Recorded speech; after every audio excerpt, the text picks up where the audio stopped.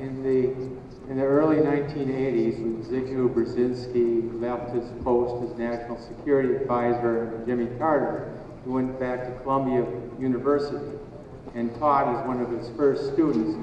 Barack Obama taught Sovietology as one of 8 students chosen for that. In 1981, Barack Obama visited Pakistan and was, by the last year's president after Musharraf resigned in 2008, the man who became president, put the politician back and he was told to walk over Barack Obama. This is at a time when the State Department was discouraging all Americans from going to Pakistan. And in fact, you had to have a government approval to do so. And in 1983, he left the university and worked for Business International, a CIA front company. And this is in Bill Bloom's Anti-Empire Project. This is where this information comes from, and from the New York Times in terms of the specific corporation that he worked for. And fast forward to the presidential campaign, all of a sudden for the first time in the post-war, well, during the entire Cold War, every president came from a high military spending state, per capita income above the average military spending. Every elected president during the Cold War, and then Clinton has his CIA connections, and Barack Obama are the only 2 exceptions. We had Illinois and New York, 2 very low military spending per capita states vying for presidency. What was the difference? Barack Obama carried 14 of the 15 highest per capita military spending states in the primaries and became the next president. So is this change we can believe in, or is this just more of the military-industrial complex we had all along? Well, I don't put much faith in any of that, frankly. I'm not sure of the data, but let's say they're right.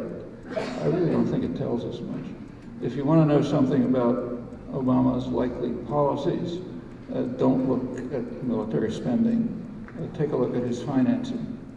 That's a very good predictor of policies. In fact, there's good studies of this. His financing is primarily from the financial industries, which preferred him to McCain by quite a large margin. And that's the kind of policies he's implementing domestically, those that are favored by the financial institutions that were his largest funders. As far as military spending is concerned, it stays pretty constant. It goes up and down a little, but it stays pretty constant through presidencies. In Obama's case, it's being modified slightly. There's less spending for high-tech military equipment like the F-22 fighter, and more for intervention forces. Okay, that reflects the new perceived tasks of the Pentagon.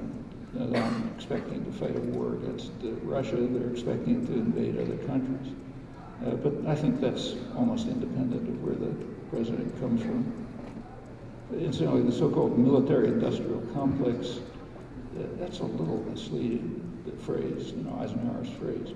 I mean, the military-industrial complex, in fact, is the core of American high-tech industry. Things like, say, computers and the internet and so on come out of the military-industrial complex. In fact, a large part of Pentagon funding is just devoted to creating the next phase of the electronics-based economy.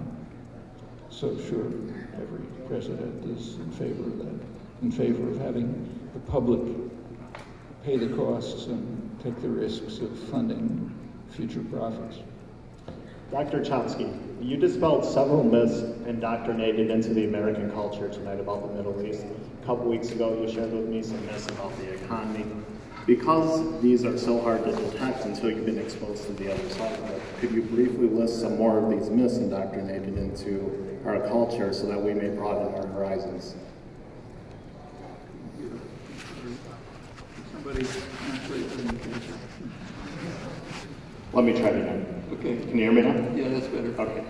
You dispelled several myths indoctrinated into American society about the Middle East tonight. A couple weeks ago at MIT, you shared some myths about the economy. Because these are hard for us to observe until we've been exposed to the other side, which doesn't happen in our system of propaganda media, could you please briefly list some more of these myths so that we may broaden our horizons? Pick the topic and you'll find myths. And what's more, it's the same is true of every other country I know of. So which topic? Whatever you feel is important. I don't know. Let's take the main domestic concern of Americans. For decades, the major domestic concern of Americans, or either top or very close to the top, has been the health system. Okay. It's obvious why. It's a total catastrophe. It has about twice the per capita costs of other industrial countries, and has about the worst outcomes. That's like 50 million people that don't have insurance, or many more have much too limited insurance. Now, those are things that really hurt people. They're not abstract. Drug prices are like 2 or 3 times as high as in comparable countries. That hurts people, and they care about it. And furthermore, people have consistent ideas, consistent beliefs over a long period.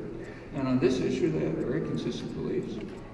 For decades, a large part of the population has been in favor of some kind of national health care system.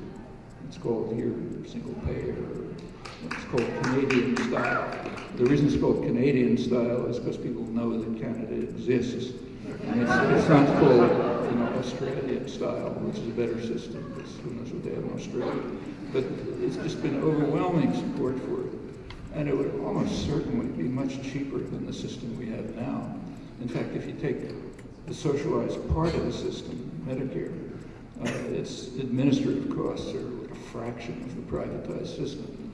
And there's constant talk about the problems that Medicare is facing down the road. We've got to do something about to stop it. Yeah, it's true. But the problems are because it has to work through the privatized system, which makes it highly inefficient, costly, bureaucratized, a lot of intervention, and so on.